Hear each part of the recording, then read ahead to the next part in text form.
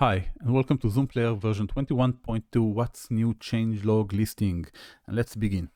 Okay, the first setting I would like to highlight, first feature, is now that when you customize the control overlay, the updates are in real time. So you can see I changed it to gigantic, back to medium. You can see it's updating in real time.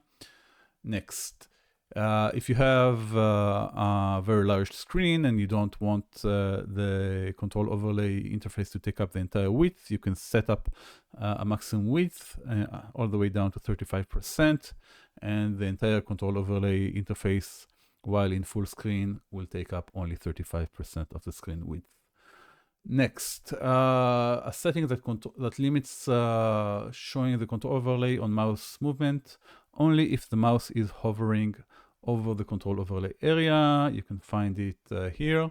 So if you move the mouse, it won't show automatically over the video area, only when the mouse cursor is at the top or at the bottom here, ready for action.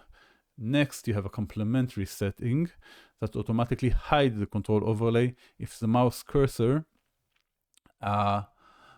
is not over the control overlay. So basically, if you use both settings at once, the control overlay will show and hide basically if you are over it or over the video area here, making it a little bit friendlier for mouse control, for quick mouse control. Next, you can now colorize the control bar, the control overlays button. You can use the sliders and then press the preview button, or you can just pick a color, let's say orange, and press the preview. You can control whether the bar knob is colorized or not, and you can see it updating, basically any color. Next, new settings that allow you to customize the heat pop-up. Okay, so this is the settings here, and you can control everything from the margins, the color, transparency, font, and let me show you how it looks. This is the new hint, you can see it. It also appears elsewhere, but here it's the most prominent.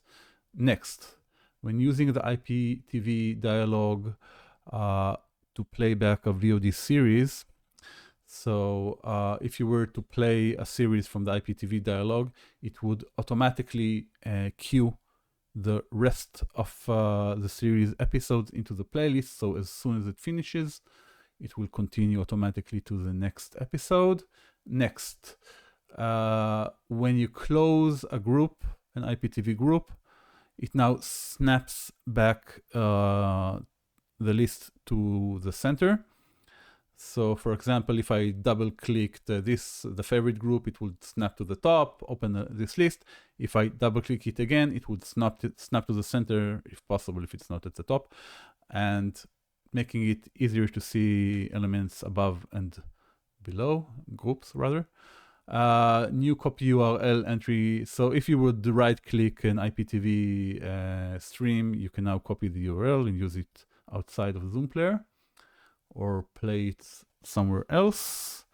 Okay, the OSD pop-up is now has a new style, and you can also customize it. And by this I mean this pop-up here.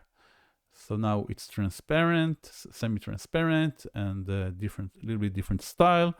And you can configure it in the options dialog under interface, on-screen display, audio, no, actions here. And another new feature is now that it's controlled by a size instead of font size. You can just specify the dialog size. And the dialog size is now relative to the resolution of your screen, so it appears relative to the screen the same regardless of the screen resolution, so it will look okay on 4K screens. And this feature, which existed previously, is now DPI adjusted, meaning again that if you have a 4K screen with a higher DPI, the distance will be relative to the DPI as well. Okay, so the playlist editor now uses a new style. So this is a new style. It's a little bit more modern style. Functionality wise, there's no difference. This is just cosmetics. Okay, so okay, this I already discussed. This is the pop-up OSD, which I just discussed. Okay, the next setting relates again to the control overlay. And now you can align the fixed buttons to the left. So if I go all the way down and click here, you can see that the buttons are aligning to the left rather than the center. And where was I? Okay, here. Allow you to hide the timeline. Okay, you can, if you're watching a live broadcast, you might not want to see the timeline. So you can just hide it. This is mainly if you're only watching live streams and never need the timeline. Okay, next. Okay, there are two new settings that control whether the control overlay automatically hides when you are hovering with the mouse cursor either over the timeline area or completely over the entire overlay area on the bottom or the top parts. Next. Okay, using the next and previous track buttons, when playing a live stream using IPTV, can be used to play the previous channel or the next channel from the IPTV history. Okay, there's two new IPTV group manager features. Let me show you. Here we go. Here we go. Okay, so this is the group manager. So now you have this I button. When you click it, yeah, you'll see checkboxes appear to the left here, and you can select which groups you'd like to hide.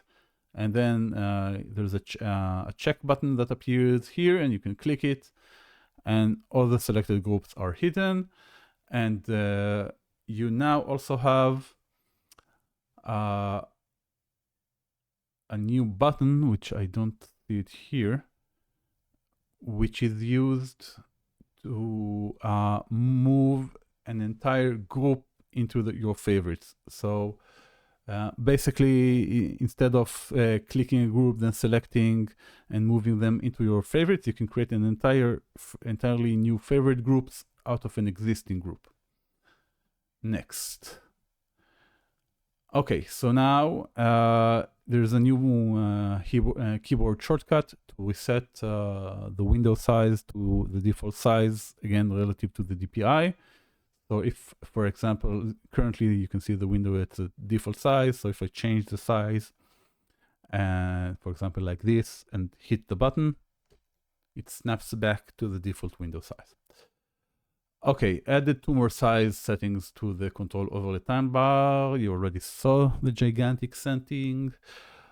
Okay, the next and previous DVD bookmark features are now separate features. They used to be part of the next previous chapter buttons, but this has changed. You'll see a bit later on. And now there are separate options which you can select as buttons for the control overlay. They appear here somewhere. I'm not going to dwell on it. Okay. Okay, so I added, now you can switch if, for example, you can switch this button that switches to full screen and make sure that the video appears in full screen. You can switch it to full screen, maintain zoom mode, which will maintain any zoom mode you might have had, or just any full screen video positioning values when switching in and out of full screen mode, instead of the regular mode, which always maximizes the video.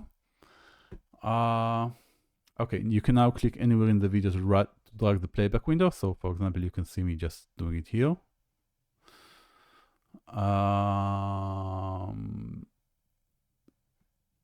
Okay, I've enhanced Zoom Player's playlist format. So if you were previously playing using a specific media engine, for example, libVLC, and then you close Zoom Player and reopen it, it will remember which media player engine to use. So the experience is more consistent. Okay, you already seen the options dialog, but it's as you can see, it's quite a bit larger than the previous version. And this is mostly to make things a little bit more spacious and leave more room for translations.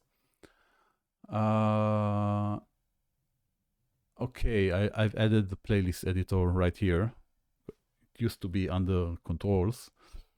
Sorry, under open interface. And I think it's too important, so I moved it to the main menu. Okay, this is just for clarity, because people didn't know that full screen maintaining Zoom, it used to be just Zoom. So there's so many different Zoom controls, so I had to clarify. Okay, this is just something clerical, just to make it clear that I moved the settings. I already showed you these settings. Okay, you already seen this, the timeline position. These hints are now in the new style. In the previous version, they were standard Windows hint, the little yellow box. Okay, I've added the IPTV group manager under the right-click menu. So if you click here, right-click menu, it should show up to make it even more accessible, maybe because people didn't know that you can click the IPTV menu and access it here. So anything to make it simpler. Next. Okay, this is done, this is done. Okay, this is small features. When you're using the keyboard layout editor, it now appears larger and it's DPI adjusted. It's not such a big feature. Okay, this is a nice feature that if you don't use skin magnification, when you open the skin, it opens up relative, the default window size is relative to the monitor's DPI or whatever DPI value you manually set in Zoom Player. So that controls like these controls don't end up looking very small like this and hiding on high resolution display, because the buttons themselves are adjusted for the DPI, for the monitor's resolution.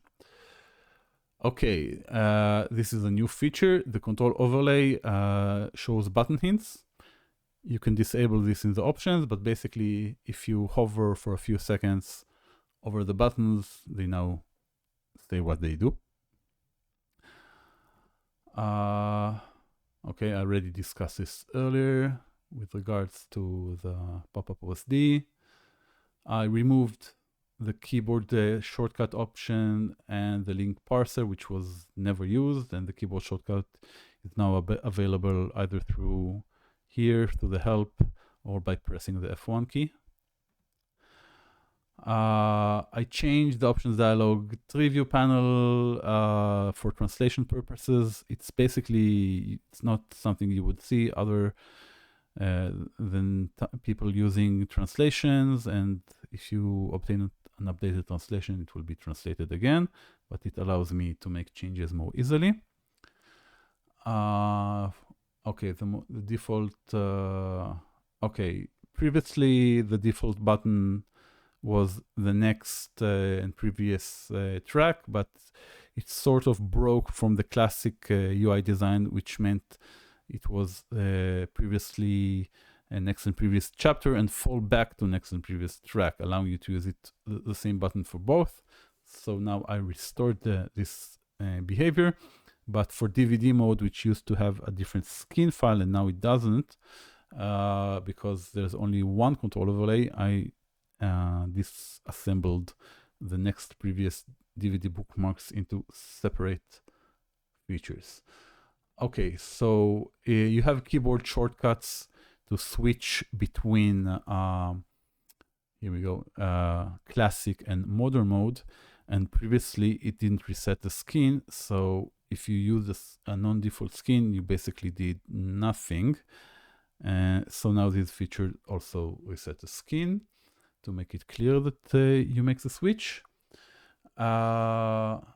Another small feature is now for speed, you can instead of clicking the buttons, you can just double click a button and it will automatically show. And if you double click it again, it will hide. Of course, there's 7 button limits, so you can't do more than the maximum. Okay, and it works for all the button areas here as well. See here,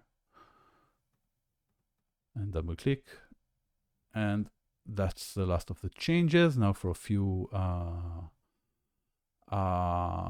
fixes. When using direct show zooming or panning in full screen mode, the control overlay buttons stopped working, or basically if you did any video positioning, it basically messed with the control overlay buttons. That was fixed.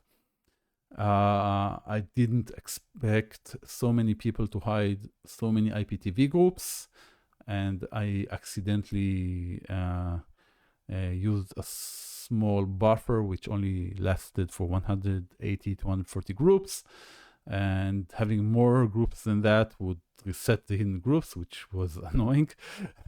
So I've raised the limit. It should now be insane for it to ever reach the maximum limit. Okay, this was a bug. If you're trying to play with an external audio track and the main video track did not have an audio track, so adding the external audio track just failed. And the best example for that was using the YouTube DLP open source project with Zoom Player. We just only worked for the video because of this. So that's fixed. Yeah, doing next chapter didn't always work. There was slight inaccuracy in some cases, which prevented it from working. It should work now. The search feature didn't work in the options dialog. That's a very powerful feature that allows you to search anything in the options dialog and have it highlighted. For example, media server. Okay, so it shows it. That's not the right one. Sorry. For example, or this one, you can see it automatically highlights it, and it was not working well for some of the options pages. Okay, this. Okay, sometimes if you use the MPC VR video render in the no skin mode, and basically when there's nothing visible, using the icons, the mouse cursor to scale the window would just stick. It would stay with the arrows. Okay, the minimum window size is based on the monitor resolution. This is just to fix some visual cosmetic issues. The resume playback dialog did not work. This happens when something didn't have a title. It's just an oversight on my part. Okay, this was a feature that worked in classic mode, and I forgot to implement it for the control overlay. So now you can scroll using the mouse wheel over the timeline. Okay, if you had the settings to show the control overlay when seeking, performing consecutive seek action did not reset the auto hide timer, causing the control overlay to sometimes hide sooner than expected. Basically, you could seeking did not reset it, so the control overlay would hide too prematurely, which was annoying. Fixed a crash when closing Zoom Player. Using the next or previous frame did not work as expected while fast forward or rewind feature were active. The title text in the IPTV was slightly cropped on the right side. Few cosmetic issues fixed when redesigning the options dialog. Fixed a bug that if you held down the keyboard shortcut for the next or previous track item, when using only one item in the playlist, which would mean it would fall back to playing the next or previous media item in the same folder as the previous one. If you held it down too quickly, it would actually duplicate the currently playing item and prevent the next or previous file in the folder from working. Added a media to the favorite list that did not contain title, caused the favorites to display an empty line. Yeah, that was annoying. That the favorite listing didn't actually show any content, just icons.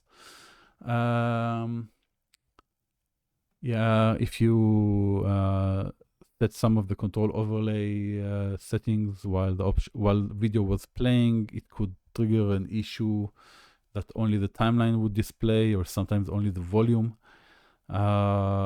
This was due to optimization acting at the wrong time.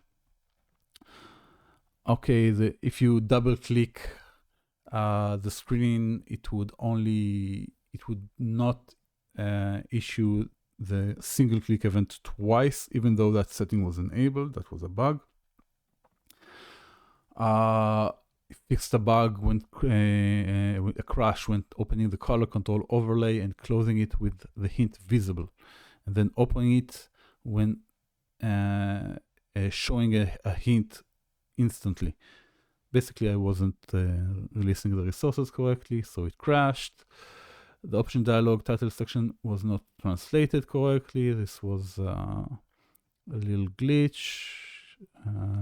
If the color control overlay interface was open, clicking the video did not work. Fix that. And under some conditions, the seek forward button specified a number of seconds. These are the seconds that appear here within the icon. They did not appear correctly. They either appeared transparently or not at all. And that's it. That's what's new in Zoom Player version 21.2. Try it out.